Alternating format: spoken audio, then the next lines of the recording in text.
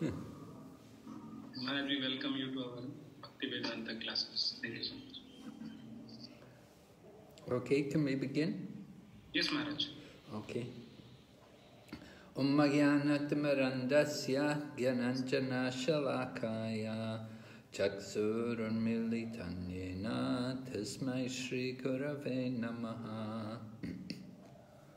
Nama Om Vishnu Padaya Krishna Prishtaya Bhutale Srimati Bhaktivedanta Swaminiti Namine. Namaste Saraswati Devi Gauravani Pracharine Nirvishesha Shunyavadi Paschatya Deshatarine Vanchakalpatarubhyascha Kripa Sindhu Bhayevacha Patitanam Pavanebhyo Vaishnavibhyo Namo Namaha. Jai Shri Krishna Chaitanya Prabhu Nityananda Shri Advaita Gadadhar Shri Vasadi Gaur Bhaktivedanta. Hare Krishna Krishna Krishna Hare Hare Hare Rama Rama Rama Hare Hare. So I'm very glad to have the opportunity to spend the next 5 days with you on the subject matter of the 10th canto Srimad Bhagavatam. And in the course of these 5 days, we want to cover 2 chapters, specifically... Recording in progress. Specifically chapter number 20 and then chapter 21. Chapter 20 being the description of autumn, and then 21 is the Venu Gita. So, very nice chapters. I thought I was very attracted to have the opportunity to try to present these chapters. I hope I can do justice to them. On behalf of the Mayapur Institute, Maharaj, and the students, we will like to express our gratitude and our happiness that you are with us for the next 5 days. Looking forward to your teaching. Thank you. Hare Krishna. Okay, so let's see.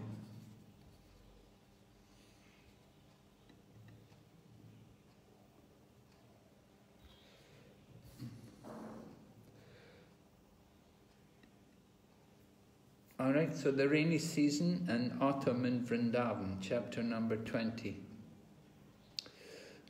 You've just finished the description of Kṛṣṇa saving the cowherd boys from the forest fire. And then before that, it was Lord Balaram killing Pralamba. So the chapter begins with Sukadeva Goswami quoting, I'll quote Sukadeva Goswami, the first text. To the ladies of Vṛndāvana, the cowherd boys then related in full detail Kṛṣṇa and Balaram's wonderful activities of delivering them from the forest fire and killing the demon Pralamba. And we'll read also text number 2. The elder cowherd men and ladies were amazed to hear this account, and they concluded that Kṛṣṇa and Balaram must be exalted demigods who had appeared in Vṛndāvana. So you heard in the previous chapter how when Kṛṣṇa had saved the cowherd boys from the forest fire, the cowherd boys, they also thought that Kṛṣṇa must be a demigod. And that made them happy. It's quite amusing to read that section. The cowherd boys became happy thinking that we must also be demigods because we're friends with Kṛṣṇa. And so if Kṛṣṇa is a demigod, then we must also be demigods. Actually, of course, cowherd boys and Lord Kṛṣṇa are much more than demigods.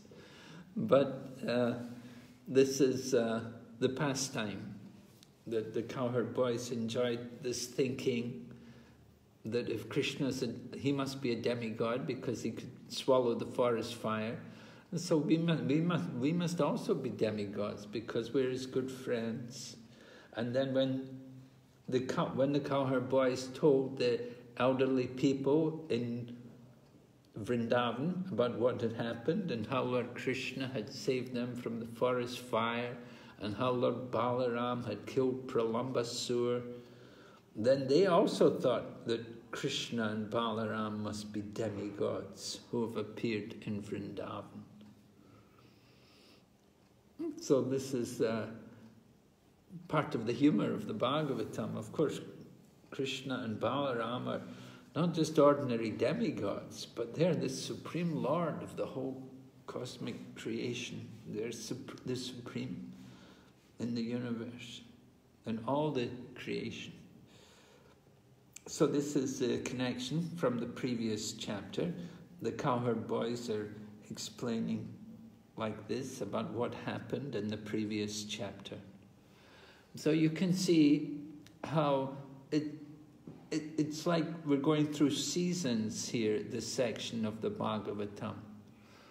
You had the Rasa Lila in the Sarat season. And then you had this forest fire, the forest fire that's going to take place during the very hot season. So when it gets really hot, everything gets so dry.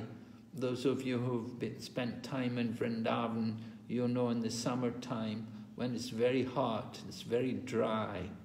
And there's often also there can be this very hot wind. And this hot wind can be fatal sometimes.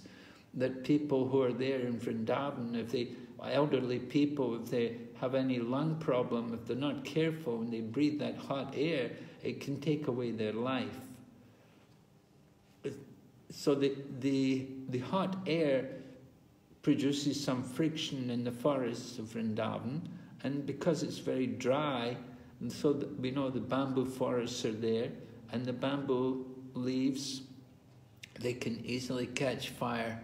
The bamboo trees rub together and produce a spark, and one spark is all you need to get a fire going, because there's a lot of dry leaves on the ground, and so you get a fire. Before you know it, there's a blazing fire in the forest.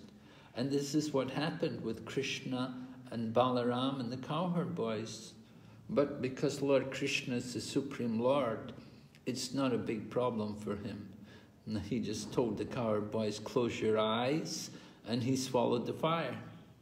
So that was the problem solved.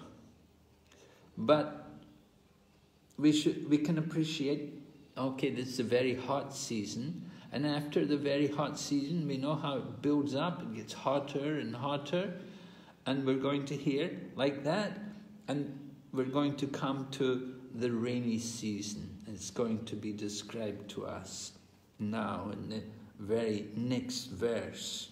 So the first two verses were just like an introduction to what had happened in the past, but now we're going to begin with the rainy season beginning. Text number 3. Then the rainy season began, giving life and sustenance to all living beings. The sky began to rumble with thunder, and lightning flashed on the horizon. And we'll read also text number 4. The sky was then covered by dense blue clouds, accompanied by lightning and thunder.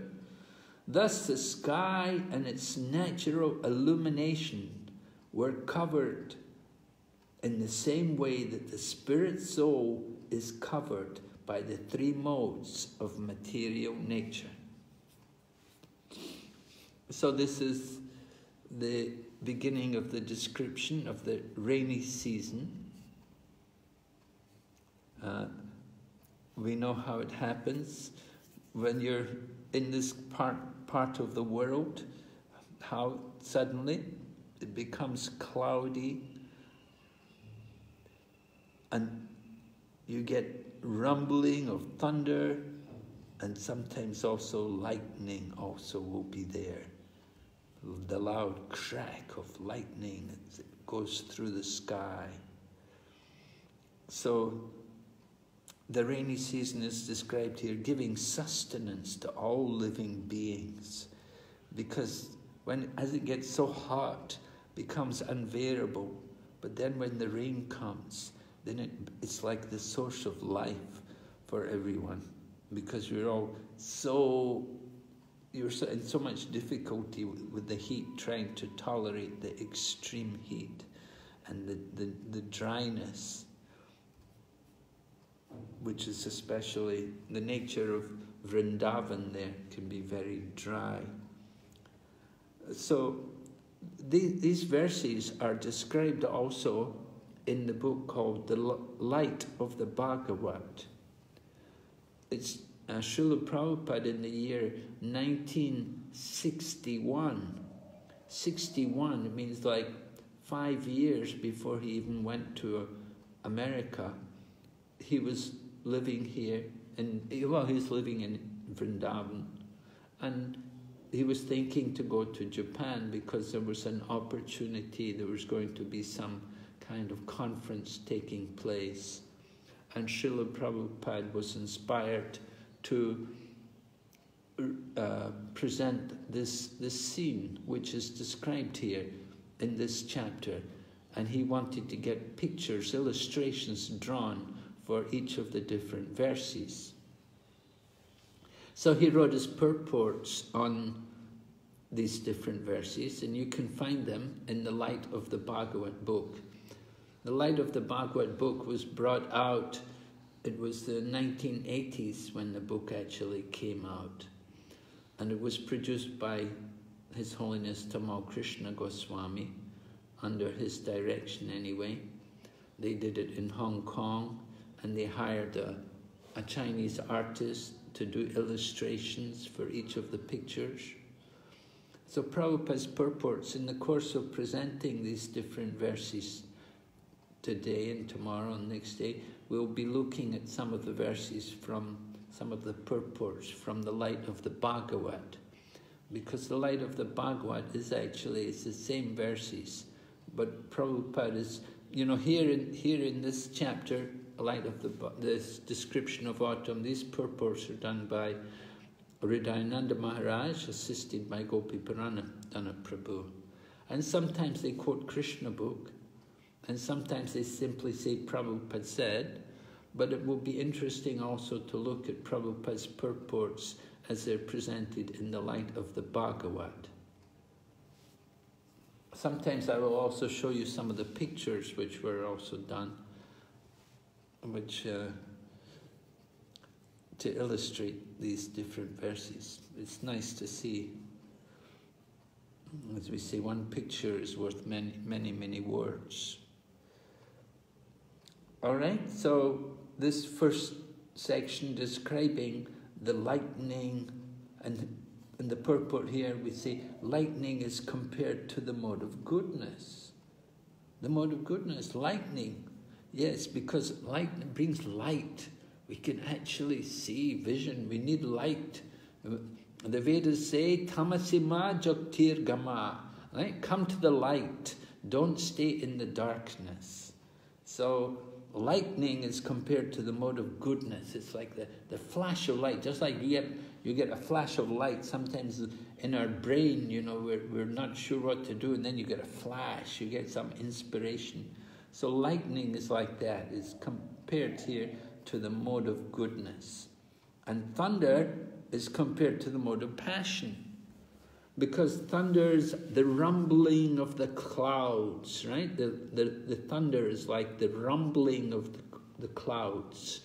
And the rumbling of the clouds is like the living entity when he's saying, this is mine, this belongs to me, I am the doer, I am in charge, I am the controller. You know, this is the kind of rumbling which we do when we're in the material world under the influence of the mode of passion, and false ego is dominant in us. So we also rumble in our own ways, right? So the rumbling is compared to the mode of passion, and clouds are compared to the mode of ignorance.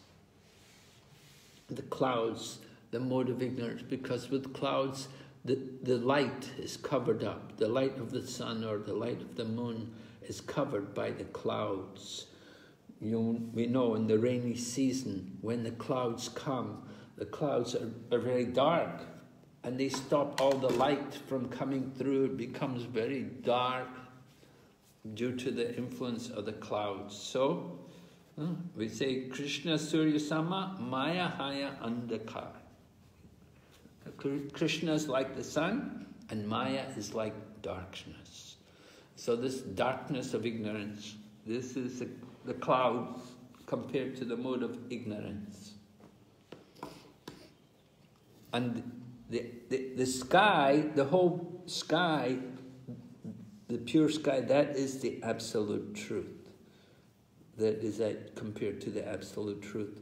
But the cloudy sky, which is only a portion, that well described here, the cloudy sky at the onset of the rainy season is analogous to the pure spirit soul when he becomes disturbed by the modes of nature. For at that time he is covered, and his original brilliant nature is only dimly reflected through the haze of the material qualities. We're all spiritual beings, we're spiritual entities. The nature of the soul is Satchidananda, but the soul is covered. When we take our birth in the material world, the soul is covered by the modes of material nature. And that, of course, that false ego is there, by which we identify with the material world and the material body. So we lose our vision of the reality. So this is the position of the living entity in the material world compared to the cloudy season with the rain coming and the thunder and the lightning. The whole chapter of this chapter is all analogies which are given. Many different analogies are presented, comparing the different seasons. First of all, we're going to hear about the rainy season, and that will go on. That goes on up to, I think, text 22, and then it comes to the autumn season. You know, when the rain season is over, then we come into the autumn season, and we'll hear about Kṛṣṇa and Balaram and how they go into the forest with their cows and how they have fun there. And so there's, first of all, this description of the rainy season, and then we'll hear about Kṛṣṇa and Balaram going in the forest, and then it's the autumn season, and that's the main parts of the chapter, and then just a few verses at the end. Okay, going ahead, text number 5. With its rays, the sun has for 8 months drank up the earth's wealth in the form of water. Now that the proper time had arrived, the sun began releasing this accumulated wealth. Right? So the purport, the acharyas compare the sun's evaporating the earth's wealth of water to a king's collecting taxes. And Hridayananda Maharaj, in his purport, he's quoted from Prabhupada's Kṛṣṇa book in this description, where Prabhupada explains about how the clouds are accumulating water through the sunshine. For 8 months, the 4 months of the rainy season, that's generally what we say. Of course, we don't usually get so much rain, but that's how it maybe was in Lord Kṛṣṇa's time. We have the rainy season, which would be for 4 months. Usually it's only a couple of months. So for 8 months, anyway, the sun is there. One of the beauties of being in a country like India, and Vṛndāvana in particular, you get a good amount of sunshine. Prabhupada was shocked when he went to the Western countries and he saw how little sunshine they get. They don't enjoy much sunshine, particularly when he was in the UK. It was a very big problem for him. It was so damp and cold, and there was never hardly a day's sunshine. So much so that when he was on television and they asked him, "What is it like in hell, Swamiji?" Prabhupada said, "This is hell. This is England. Never see the sun." So, in Vṛndāvana, not a problem. 8 months of sunshine.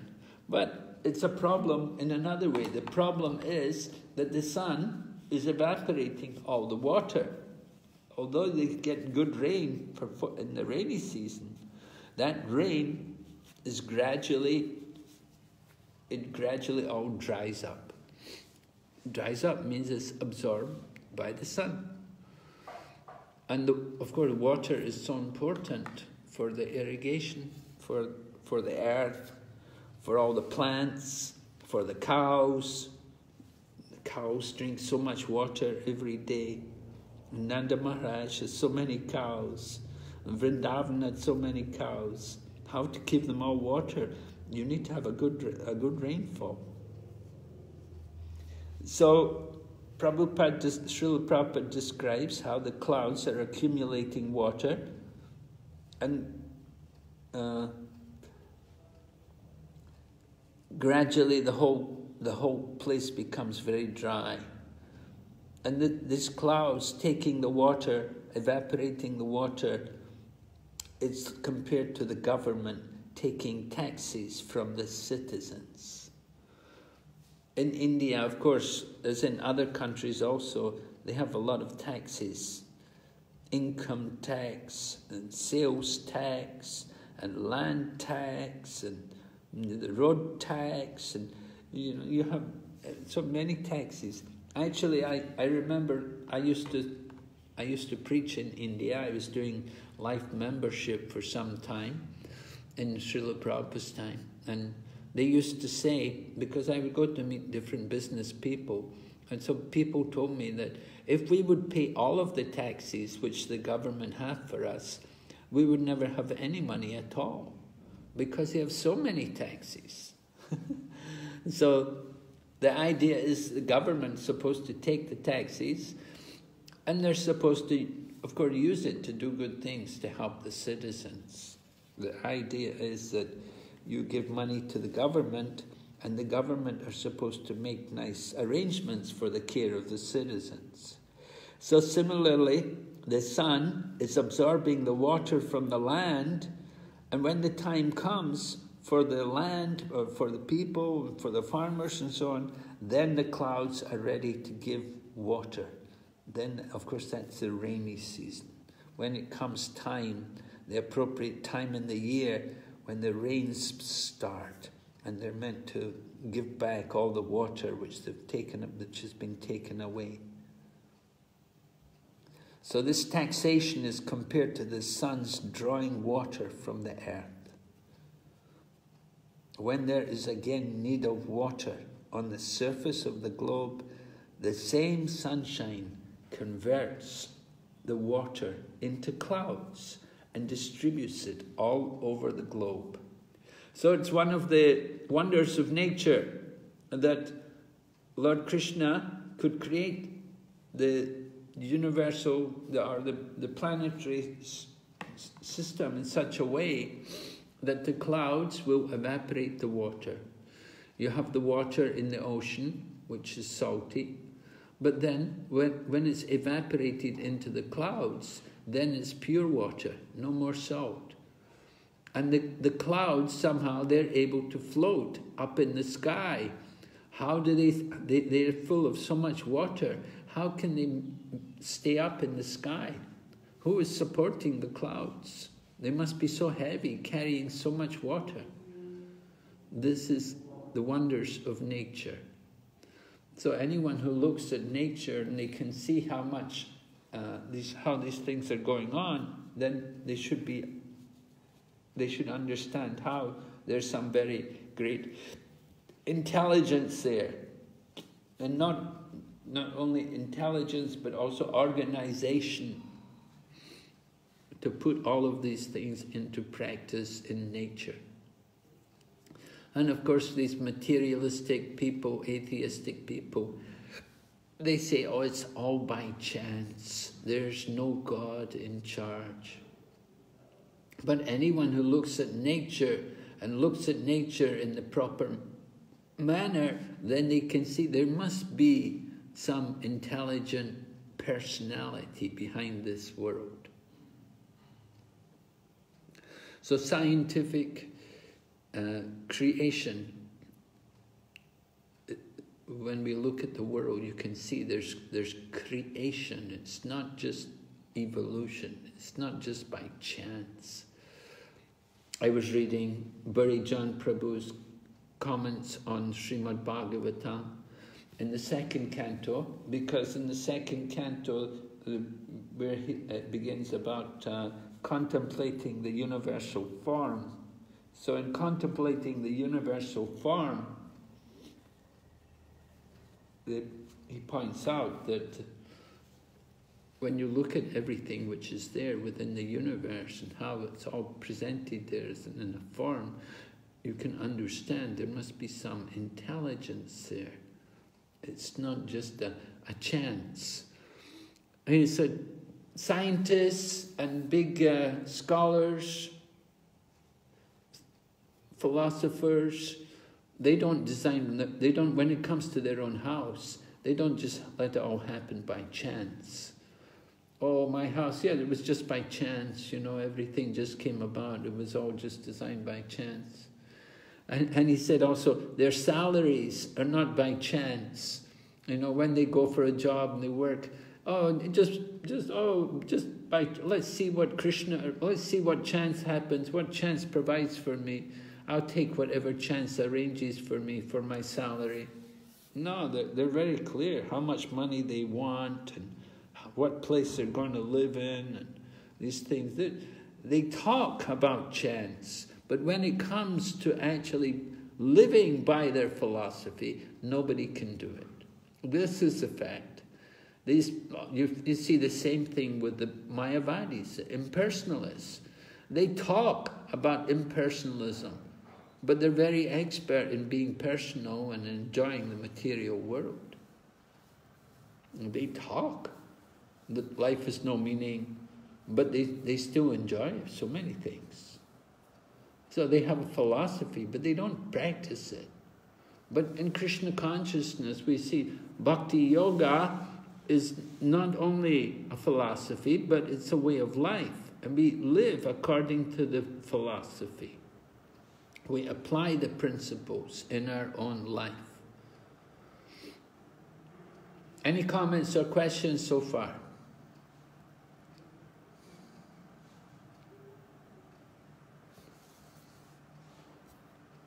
Okay, we'll go ahead.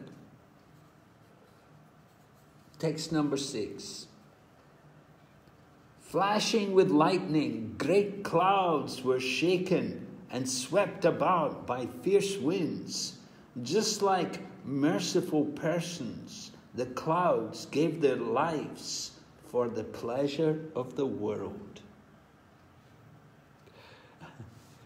So here, Sukadeva Goswami is giving this example that during the rainy season, there will be lightning and there will be big clouds and some strong winds, fierce winds can be there, and the clouds will be driven around.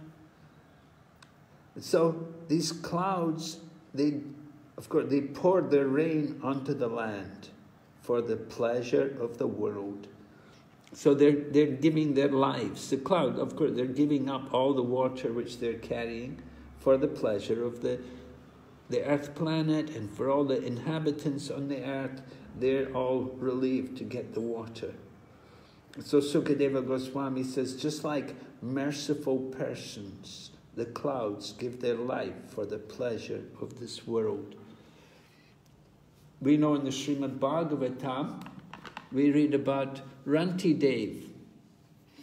Rantidev in Srimad Bhagavatam, he was, remember, he was fasting, and at one point some Brahmana came, or some Vaishnava came, and he gave half his food, and then some Sudra came, and then he was left with just a glass of water. But then some other person came with his dogs, and he gave them the water. He gave his water, which he had, his own glass of water which was remaining, which he was going to take to break his fast. He gave that up as well. So we see some examples of like that, great souls who they sacrifice for others. That is actually the Krishna conscious philosophy, that we should be willing to sacrifice for the pleasure of others. We give for others' benefit. We shouldn't be selfish. We want to offer everything for the pleasure of the Lord and His devotees, pleasing the devotees, seeing Krishna in everyone. So we like to try to do things for their benefit also.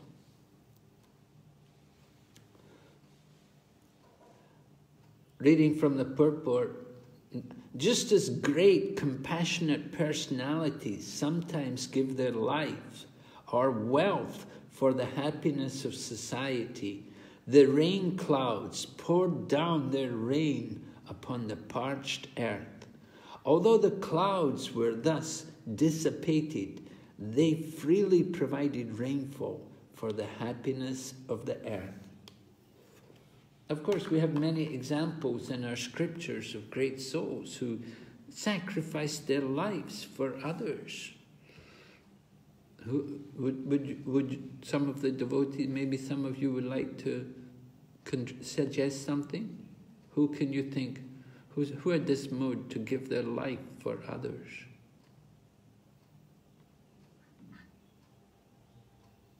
Dadichi.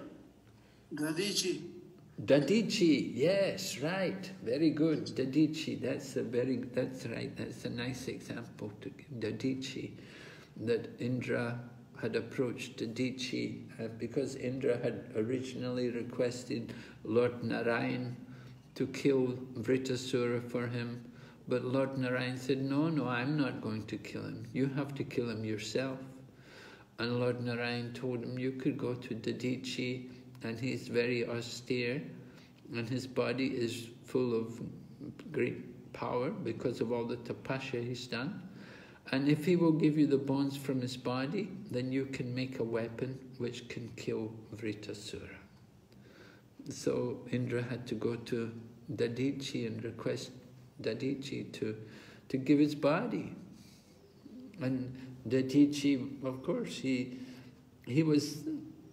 because he was a great yogi and he was already detached from the world, he didn't mind, but he wanted to hear some philosophy from Indra. So he said to Indra, don't you know the body is the thing we're most attached to? So then Indra had to justify giving up that body. And Indra, he offered his suggestion. Was he said to Dadichi, he said, you know, it's very, very difficult sometimes to ask people for charity. It's not easy to come and ask people for charity. And sometimes we see people actually, they have great difficulty to do Sankirtan, to go out and sell books. They've never had to ask people for charity before. And they don't feel very bold, they feel timid to go to people and request them to give some donations for the book. Some people don't like that at all. They just find it very difficult to do it. So Indra said to Dadichi, he said, you should know it's very difficult to ask for charity. But he said to Indra, and I know sometimes it's also very difficult to give charity. Because some people, they may be approached for charity, they may not have the means to be able to give charity. Although they may be charitable people and they may be inclined to give charity, they may not actually have the means to actually give charity. You know, sometimes you go to a home and maybe the husband lost his job and they have the wife and husband are there with children and they're struggling how to maintain the home, and you go there and you ask them for charity, and they're actually very pious people and they'd really like to give charity, but they just don't have the means. So sometimes it's very difficult for people to also give charity. But Indra then said, but it's also difficult to ask for charity. So in this way, Dadichi was convinced that he should give his body to Indra. So very nice example, yes, Dadichi. Yeah? Yes? Another example is King Shibi. Oh, yes, very good example, yes. Maharaj Shibi. Yes, Maharaj Shibi. He was giving shelter, and the pigeon came to him for shelter because the eagle was chasing the pigeon. So the eagle was a big, powerful bird, and he came to Maharaj Shibi and said that, where's that pigeon? That was my food. And Maharaj Shibi said, well, the pigeon has come to me for shelter, and I vowed that anyone who comes to me for shelter, I will protect them. I will not let any harm come to them. So then the eagle demanded that was my meal, I have to eat. If you're not going to let me have the pigeon, then you should give me food equal to the weight of the pigeon. So Maharaj Shibi agreed that he would cut flesh from his own body equal to the weight of the pigeon. But problem was when they brought the scales forward, right? That when they put the pigeon on one side, and when he began to cut flesh off his body, somehow the flesh was never enough to equal the weight of the pigeon. And he was cutting so much flesh, finally he was thinking maybe you have to cut his own head off to offer it to equal the weight of the pigeon. And so at that time the two birds revealed themselves as demigods and how they'd actually come to test him. And of course it was the same with Rantidev, that Rantidev was also being tested by the demigods. They wanted to see the limit of his charitable nature. So we should always think like that, you know, when people come, that maybe these are demigods coming to test our charity. Yeah. Okay. Maharaj? Yes? Can we say Bhishma Dev's sacrifice was also no less than sacrifice of life? Bhishma Dev's sacrifice. In what way he sacrificed? He vowed not to marry for sake of his father marrying the desired bride. Oh, okay. Yes. And he also vowed not to become a king so that his father could marry the desired bride. Right, so he made the vow of brahmachari, lifetime celibacy, he won't marry. So that was, you're saying that was a sacrifice for his father, right? Yes. Uh-huh. Yes. That was a sacrifice for his father, so Maharaj Santanu could get married again, and he married Satyavati, right? So, okay, yes, that's one sacrifice. Then you have also the Yayati's sons. Yayati had sons, and he'd been cursed to become old, and they asked his sons to take his old age, but it was the youngest son, Puru, the youngest son Puru, he agreed to take the old age for Yayati. So he took the old age for his father, so his father could continue to enjoy sense gratification. And the result was that when Yayati finally gave up his path of sense enjoyment, it was Puru who became the king. Although he was the youngest son, he became the king because he had made the greatest sacrifice, that he took the old age for his father. So, very good, nice examples. We see how really great souls, they do sacrifice. Here in the purport, Prabhupada talks about, or rather, Sri Dayananda's purport, they talk about Maharaj Dasarath, how he was giving charity, how he was fighting, and then he was also giving so much charity. It said, when there was a need of giving charity, he used to distribute money exactly as the cloud distributes rain. That distribution of rain by clouds is so sumptuous that it compared to the distribution of wealth by a great munificent person. The clouds of downpour is so sufficient that the rains even fall on rocks and hills and on the oceans and seas where there is no need for water. It is like a charitable person who opens his treasury for distribution and who does not discriminate whether the charity is needed or not. He gives in charity open-handedly. We heard also how Nanda Maharaj, when Lord Kṛṣṇa was born as his child, he was also giving charity in a similar manner, indiscriminately. Everyone who came, whatever they wanted, he would give them. He was so happy. All right, I'll just read this little section here from the purport. Metaphorically speaking, remember, these are all metaphors which are being presented here. Something is said to be like another. Metaphorically speaking, the lightning in rain clouds is the light by which they see the distressed condition of the earth. And the blowing winds are their heavy breathing. The blowing winds, the heavy breathing, just like when somebody's very emotional or anxious for something, you'll breathe heavier. Such as that found in a distressed person. Distressed to see the condition of the earth. The clouds tremble in the wind like a compassionate person. Thus they pour down their rain. So it's a beautiful analogy of the rain clouds giving up all their water, giving up all their life for the benefit of others. We can see the comparisons in the world to great people. So going ahead, text number 7.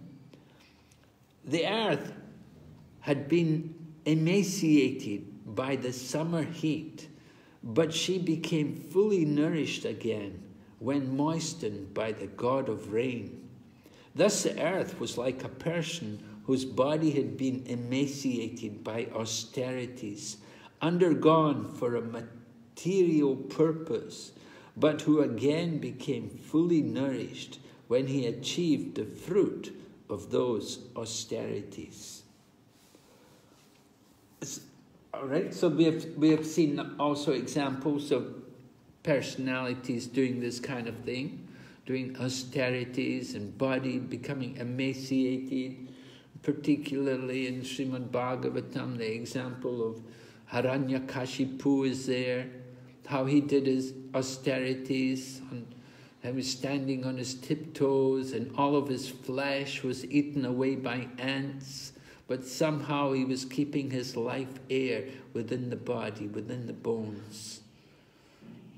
So his whole body was totally emaciated, no flesh, it was just bones. But then Lord Brahma came, and Lord Brahma poured his kamandalu over him, and he got a rejuvenated body. He became strong, very powerful body. So this is described here in this verse. People who do these austerities for some material purpose, right? They have some material purpose in mind. Of course, this is not the idea. And certainly as devotees in the Bhakti Marg, we're not interested to get some material blessings. But unfortunately, there are a lot of materialists in the world. And people who do these kind of austerities, you could say they're a little better than just the gross sinful materialist. Because they at least they recognize some superior being. They recognize the need to also undergo the austerities. Generally, people, they don't want to do any austerity at all. They just want to enjoy. They think life is just meant for enjoyment. There's no, why should we do any austerity? Just enjoy. That's the philosophy. Charvaka Muni, Prabhupada quoted Charvaka Muni, beg, borrow or steal, but eat ghee. So the idea is enjoy. Don't worry about doing any austerities. Why should you do austerities? No, just enjoy, eat, sleep, be happy, enjoy. Death comes, okay, that's the end. But somebody's doing austerities, they have a little more higher consciousness. Of course, it's unfortunate they're doing their austerities for a material purpose.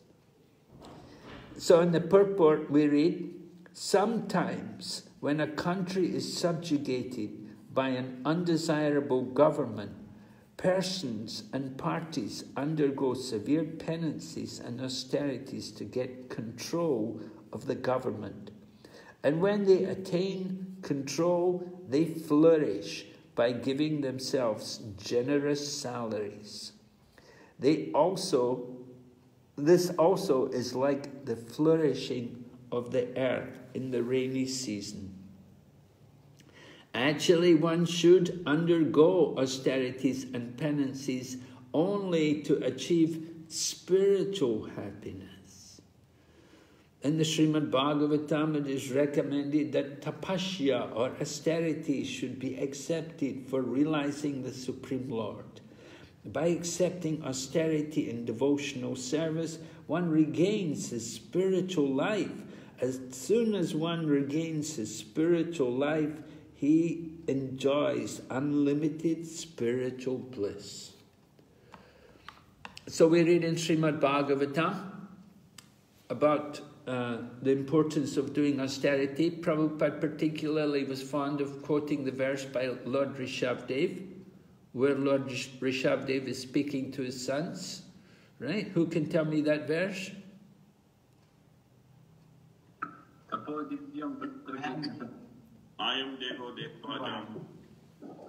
Yes.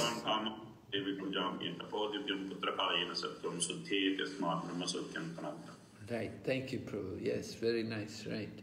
Lord Rishabdev is telling his sons that this life is not meant for just enjoying pleasure like the hogs and dogs that eat stool. The hogs and dogs, they're just eating stool. You want that sense gratification? No, you should undergo tapasya. And then what is the result of tapasya?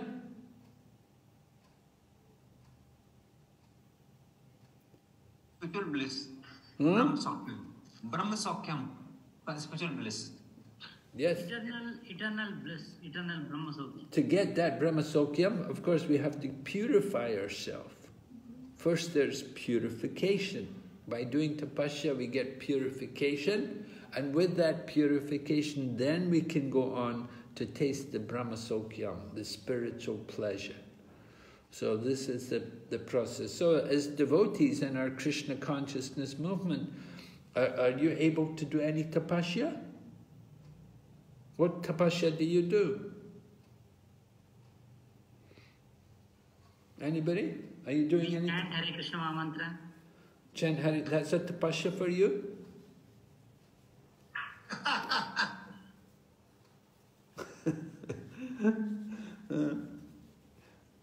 No? What's your tapasya? Chanting Hare Krishna is a tapasya? Really? Yeah. The aim of tapasya is to advance in spiritual life. So that's what we do. It's considered as tapasya for us. Yeah.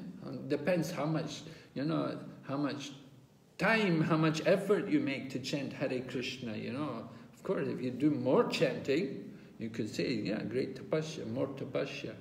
You're putting more effort into the chanting. But what is tapasya? Anybody else like to tell me what tapasya you do? Maharaj, tapasya means that we should follow the punctuality. Every day we should wake up 3:30 or 3 o'clock and go to Mangalarati, attend all temple program until morning program. This is also tapasya, Maharaj. That's not a very great tapasya. After, so many people go Mangalarti and so on, I don't, they're pious, it's a pious thing. I don't know of a really great tapasya. Ekadashi, Maharaj.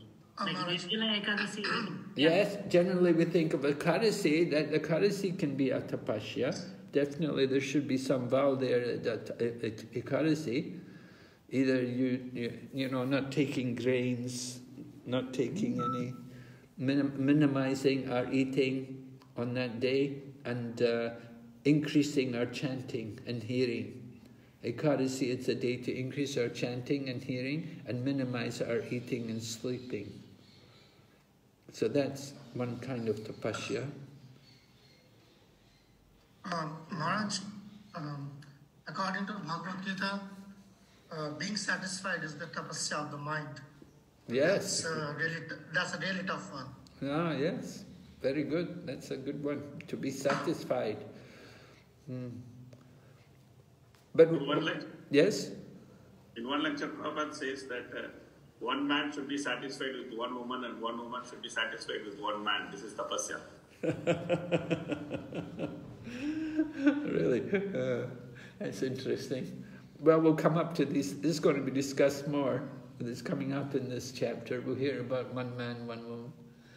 But I was thinking actually that the tapasya for this age is actually Sankirtan.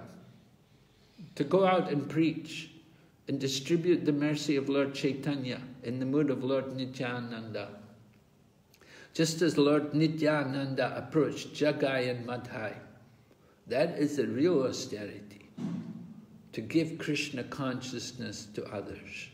To go out there and try to introduce Kṛṣṇa consciousness to the conditioned souls. And that is very pleasing to Lord Kṛṣṇa. Bhagavad Gita nachatasman manusheshu kaschin me priyakritama. There's no one more dear to me than he who is trying to distribute this Kṛṣṇa consciousness, trying to teach this knowledge to others. So that is really a great austerity. One devotee from the UK, I remember in Prabhupada's time, where devotees were traveling. The temple was in London, but we found that by traveling out of London and going to visit other cities and towns, we could distribute more books. So we were having a vehicle, and devotees were staying in the vehicle and going out and distribute books. But there was no place to stay, and the devotees didn't have a lot of money or anything, so they would just sleep in the van in the night. And sometimes it would snow, and they just told Srila Prabhupada, they said that sometimes in the snow, we get out of the van and we'll use the snow to take our bath, because we're just sleeping in the van, so there's nowhere to bathe, so if it snows, we get the snow and just rub the snow on our bodies to bathe. And the devotee said, in this way we're all enjoying transcendental bliss, performing Sankirtan and distributing your books. And when Srila Prabhupada read this letter, he was so pleased. And he wrote back to the devotee and he told him, he said, I can understand this is all just like play for you. He said, you're doing the greatest austerity, greater than any of these great yogis could ever do in previous yugas. He said, you're doing the greatest austerity, but it's all just like play for you. So Prabhupada was so pleased.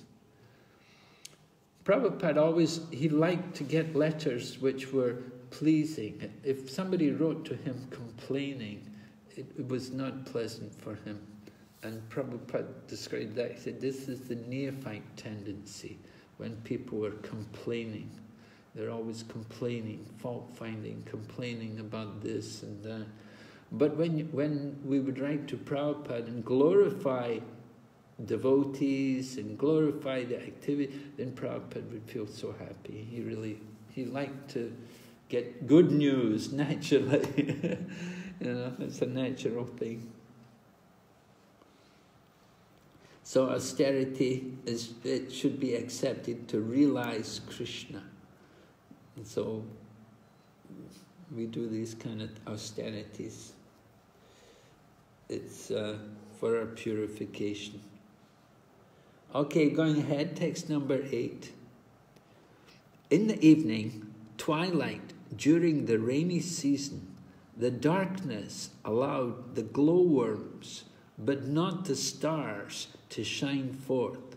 Just as in the age of Kali, the predominance of sinful activities allows atheistic doctrines to overshadow the true knowledge of the Vedas.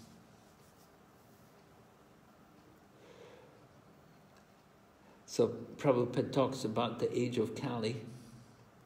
The age of Kali, predominance of sinful activities and atheistic doctrines. So we see the problem in the age of Kali, that people are not properly educated. They don't know what is actually the duty of human life. They don't understand the importance of sacrifice. And this is why there's so much inequality in the world in relation to wealth and even water and so on, because people don't perform their duty of sacrifice. Everyone's meant to perform sacrifice. And Kali Yuga, the proper sacrifice is given by Sri Chaitanya Mahaprabhu, the Harinam Sankirtan, the chanting of the holy names. And we're not meant to just chant in our own, just sit in our own homes comfortably. We're meant to go out and chant in the public. We're meant to give the holy name to people. So this is the real Yuga Dharma. But not everybody can appreciate that. As described here by Sukadeva Goswami, he talks about the glow worms, right? Glowworms during the rainy season, in the evening, during the rainy season, we cannot see the light of the moon.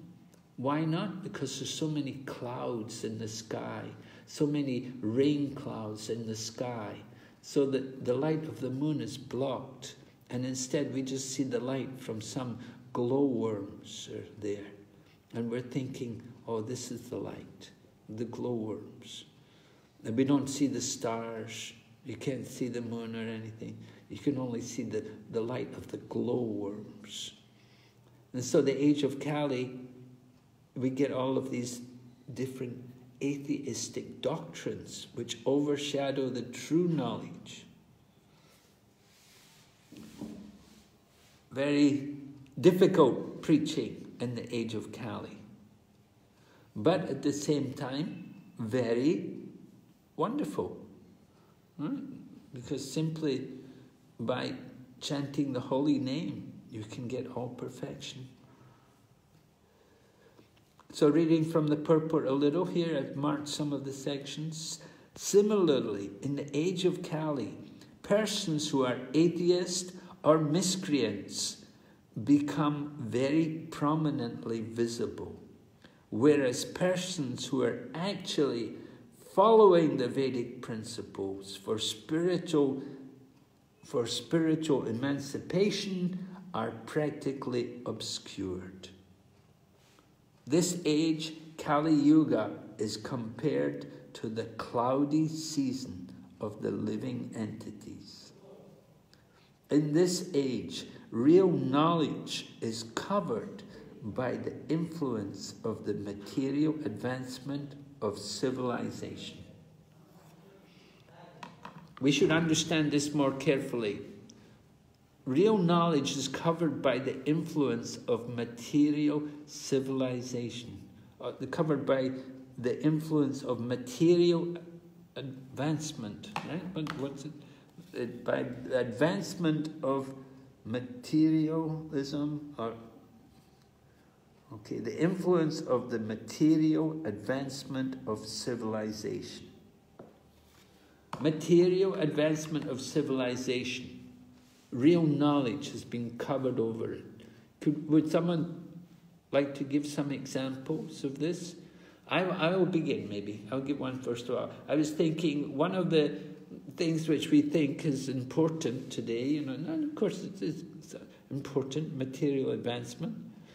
People have to use computers and handphones, drive cars. If you can't do these things, oh my goodness, don't you know anything? You don't know how to do this. You don't know how to use your handphone. You don't know how to use a computer. You don't drive. These kind of things. This is what people think is, education. They think this is real knowledge.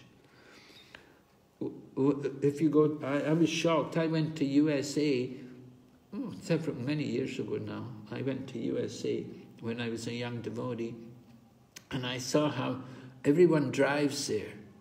Everyone drives, but practically they can hardly write. They could hardly write, they could hardly read. But they could drive their cars really good. They were really expert in driving cars. I thought it was kind of strange. But this is the way the society has become in this age. Do you have any other examples? Do you agree with this, or do you have any disagreement? Yes?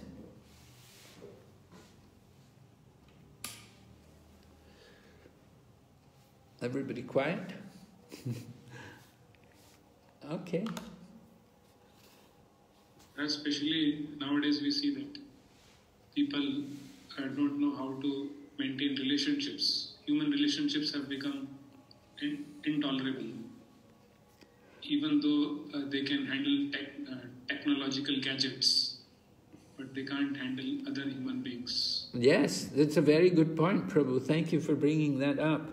It's very true, people don't speak to each other hardly, because everywhere people are just simply in their handphone. They have their handphone and they're texting this person and that person and doing this, and they don't notice anything going on around them. They're just so absorbed into their handphone. Their whole relationship is with that little mobile phone that they've forgotten about the people around them. The most important. So it's recommended, if you go to a meeting, you're going to be with people, leave your handphone behind. Are you going out with people for a meal? Don't take your handphone. Just forget, you want to do something, turn off your handphone. Particularly you want to chant japa, turn off that mobile phone. We get so dependent on these things. Oh, we're so hooked on them. We've forgotten everything about being personal and relating to people. And so that's very, very important for us. And we're thinking this is knowledge. We're thinking this is the modern world, right? Yes, Prabhu? Maharaj, what comes to my mind, which I see around me, this influence of material advancement, in terms of what we call knowledge, or what we call education. This kind of education is actually, in a way, increasing the disparity between different economic groups. The rich are becoming richer, poor are becoming poorer. It's like, actually, it's not in a way kind of elevating everybody. Because that kind of education is reserved or is available to select few who can take advantage of that. More and more people, they don't get that kind of facilities, average or below average. So then that disparity, like it grows. It's like we see in this during Corona times. As we see, most people, they have got their businesses shut down, jobs, without jobs. But that doesn't mean that everybody is is losing. Somebody is gaining at the expense of someone else, and that's the real trick. So it is made in such a way that some people will be having a really good lives. They will be filthy rich at the expense of others. Yes, right. Yes, definitely. It's not that everybody's suffering in the COVID time.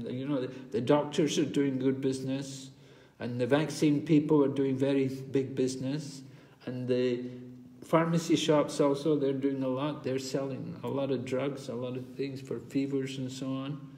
And then you've got, I heard recently also that because so many things are done online, so everybody has to get software programs. A lot more software programs are being written. So there's a lot of work for software engineers writing programs. So they're cleaning up, so people are definitely, some people are doing good.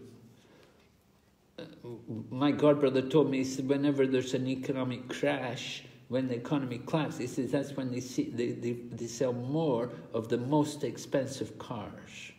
The most expensive cars sell more when the economy crashes somehow. I don't know how it works, but this is a fact. So, yeah, we see these kind of things going on. So we do want people to become a little more aware of the world and the people around them. At the same time, we talk about there's the extrovert and the introvert. So we would condemn someone for being an extrovert. Someone's extrovert, they're into their own self. But and the introvert, he's just lost. He's only, he's not thinking about anything. But someone who's a bit more extrovert, he's outgoing, so he's more aware of the world and the people around them.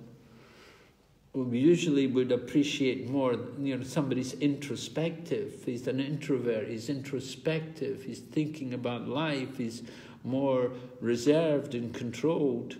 But we shouldn't just be thinking only about ourselves to the extent that we deny others and we forgo all personal relationships. It's nice to be introspective, but we shouldn't just be completely oblivious to everybody else. That is also not the mood. Right? We do want to be thinking about others. So, yes, personal relationships are very important. So, the example is given here about the glowworms. In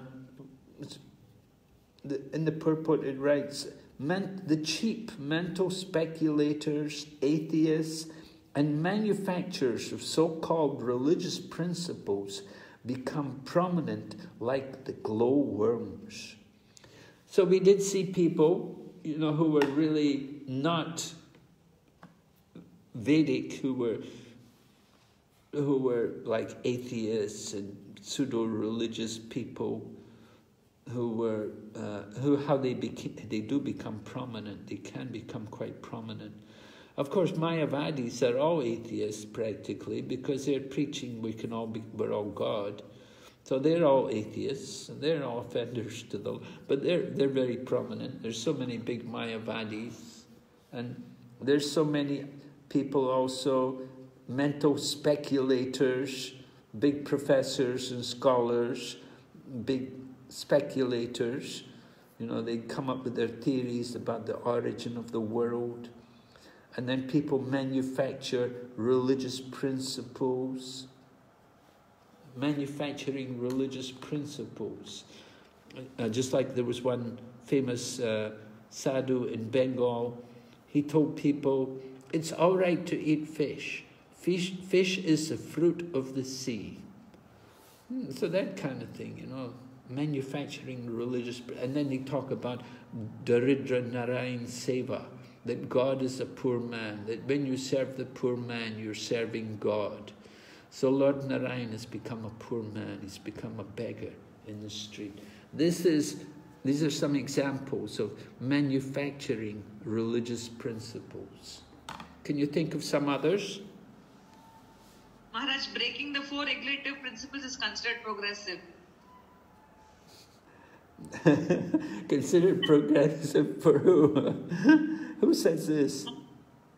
In the modern world, you see, if you go to some corporate meetings and all, if you're not eating meat and drinking and freely mixing with people, then you're considered to be backward. No, yeah.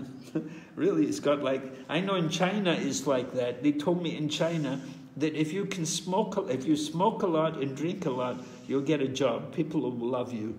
And they'll love you because you smoke a lot and drink a lot.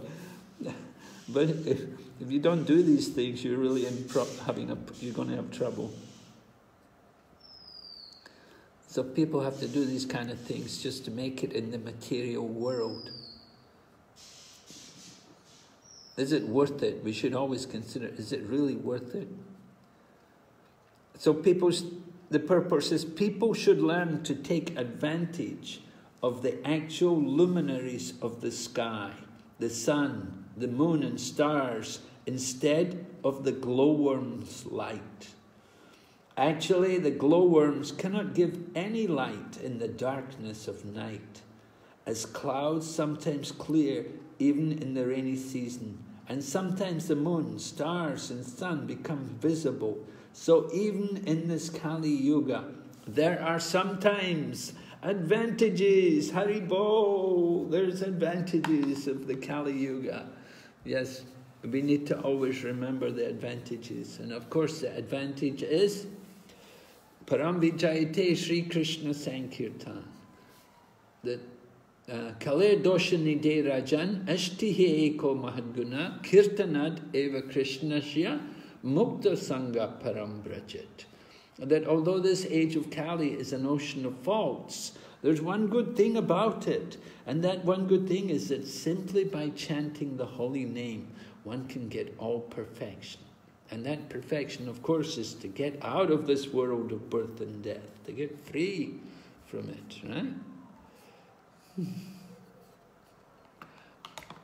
Okay, so we'll take a break. You like to have a break, right? Yes, Matt, for 10 minutes? Yes, 10 minutes. You can chant Gayatri. Yeah? Thank you. Hare Krishna.